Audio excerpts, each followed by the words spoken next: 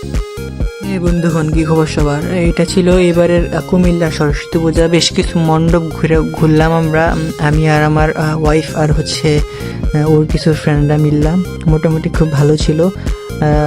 যতগুলা সম্ভব হয়েছে সবগুলা, মানে প্রায় অনেকগুলা মণ্ডপ আমরা ঘুরলাম, ঘুরে ঘুরে সরস্বতী মার দর্শন করলাম। তো এবারের প্রতিমাগুলি মোটামুটি খুব ভালো ছিল আগের বারের থেকে বলবো। কারণ প্রত্যেকটা মানে পুজোগুলো খুব সাধারণভাবে হচ্ছিল। মোটামুটি সবাই অনেক আনন্দ করতেছে, আমরাও মোটামুটি খুব আনন্দ করছি।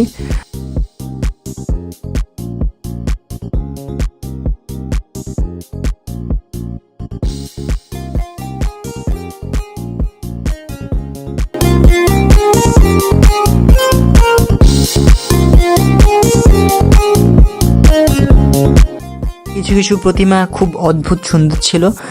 কয়েকটা প্রতিমা আসলেই খুব ভাল লাগছে এবার আমার।